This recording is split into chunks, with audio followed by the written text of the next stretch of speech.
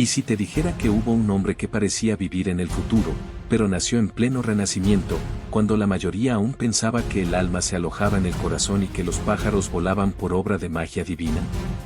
Imagina una mente tan poderosa que, en una sola jornada, podía esbozar el diseño de una máquina voladora, pintar el rostro más enigmático de la historia y luego diseccionar un cadáver para entender cómo se movía la mandíbula.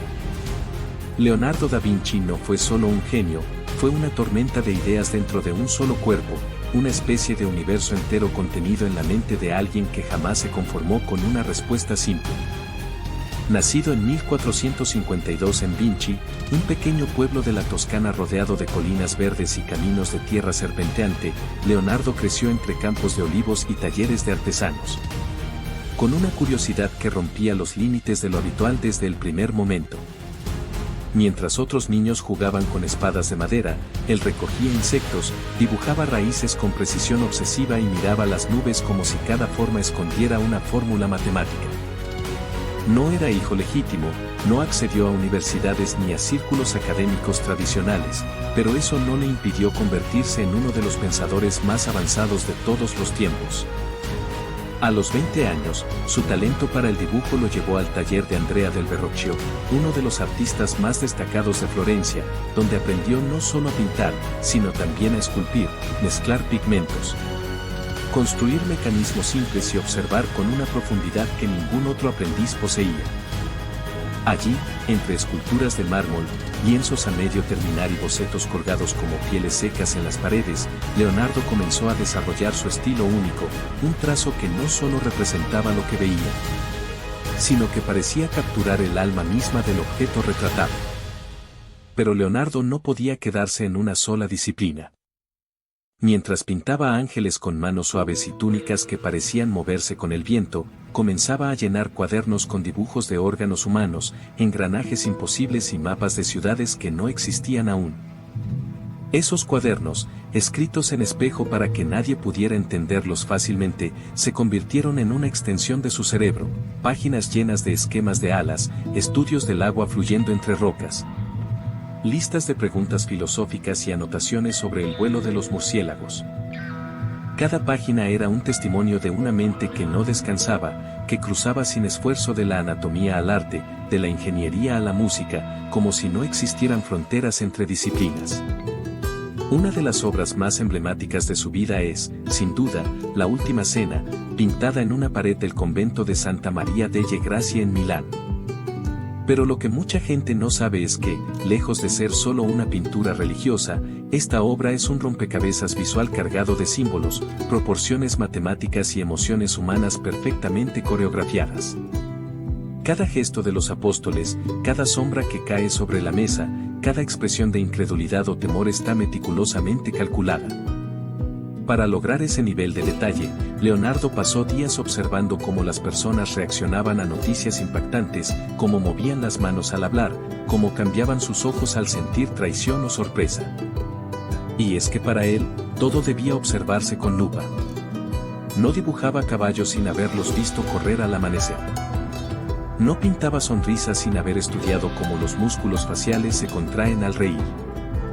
No inventaba máquinas sin antes entender cómo caía una hoja desde un árbol. Esa obsesión por el detalle lo llevó a realizar más de 30 disecciones humanas en una época en que abrir un cadáver era considerado un acto casi herético. Pero él lo hacía en silencio, con sus manos manchadas de tinta y formol, dibujando con precisión quirúrgica el interior del cuerpo humano, desde el sistema circulatorio hasta la estructura del cráneo, como si buscara descifrar el código secreto del ser humano. Pero Leonardo no se detenía ahí. Imaginó puentes retráctiles para ejércitos, diseñó trajes de buceo para explorar el fondo del mar, proyectó canales para conectar ciudades y hasta esbozó una bicicleta, siglos antes de que alguien pensara en dos ruedas unidas por una cadena. Uno de sus diseños más famosos es el ornitóptero, una máquina voladora que imitaba el batir de las alas de los pájaros. Aunque nunca se construyó con éxito, aquel boceto demuestra hasta qué punto Leonardo soñaba con romper las limitaciones humanas. Mientras el resto del mundo se aferraba a la tierra, él quería volar, elevarse por encima de los tejados medievales y tocar el cielo con manos humanas.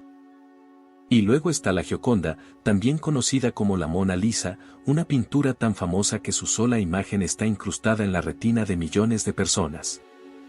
Pero lo que pocos saben es que Leonardo trabajó en ella durante más de 15 años, retocándola una y otra vez, como si buscara atrapar algo que se escapaba entre capas de pintura, quizás una emoción, una esencia, o una verdad universal. La sonrisa de la Gioconda no es solo enigmática, está construida con una técnica llamada sfumato, que crea una transición casi imperceptible entre luz y sombra, generando una ilusión de profundidad tan perfecta que incluso hoy, con toda nuestra tecnología, cuesta replicarla con la misma sutileza. Aunque trabajó para poderosos como Ludovico Sforza en Milán y más tarde para el rey Francisco I de Francia, Leonardo nunca dejó de ser un espíritu inquieto. Era lento para terminar sus encargos, precisamente porque no podía soportar la idea de entregar algo incompleto. Su mente estaba siempre en otra parte, preguntándose cómo se forma una tormenta, porque los ojos humanos perciben el color, o cómo se podía construir una ciudad ideal sin enfermedades ni caos. Muchas de sus obras quedaron inconclusas, como si el mundo real nunca pudiera seguir el ritmo de su imaginación. En sus últimos años, vivió en el castillo de Clos-Lucé, en Francia, rodeado de jardines, cuadernos y modelos de sus invenciones. Caminaba entre fuentes y estatuas, seguido por jóvenes aprendices que lo escuchaban hablar de óptica, geometría, arquitectura y filosofía. El rey Francisco I lo consideraba un tesoro viviente, y lo visitaba para conversar durante horas, fascinado por su capacidad de hablar de cualquier tema como si lo hubiera estudiado durante toda su vida. A pesar de que su mano derecha estaba paralizada, Leonardo seguía dibujando con la izquierda, escribiendo, planificando, soñando, como si supiera que su tiempo era limitado, pero su legado sería eterno. Cuando murió en 1519, a los 67 años, Leonardo dejó atrás miles de páginas de anotaciones, docenas de inventos que aún no habían sido comprendidos. Pinturas que cambiarían la historia del arte y una reputación que, lejos de desvanecerse, crecería con cada siglo que pasara. Sus cuadernos, dispersos por Europa, comenzaron a ser redescubiertos siglos después y asombraron a científicos, ingenieros y artistas por igual. Lo que más impacta de su trabajo no es solo lo avanzado que era, sino la claridad con la que entendía la conexión entre todas las cosas, la naturaleza, el cuerpo humano, la mecánica, el arte y el alma. Como si todo perteneciera a una misma red de significados. Hoy, su rostro aparece en billetes, libros, películas y hasta videojuegos. Su nombre se pronuncia con respeto en universidades, museos y laboratorios.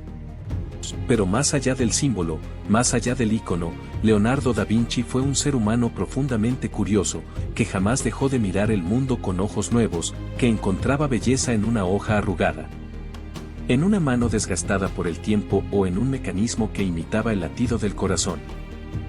Fue un hombre que vivió con intensidad cada pregunta, que persiguió respuestas en todos los rincones del conocimiento, y que nos dejó una lección que aún resuena con fuerza, que el verdadero genio no es aquel que lo sabe todo, sino el que nunca deja de querer entenderlo todo.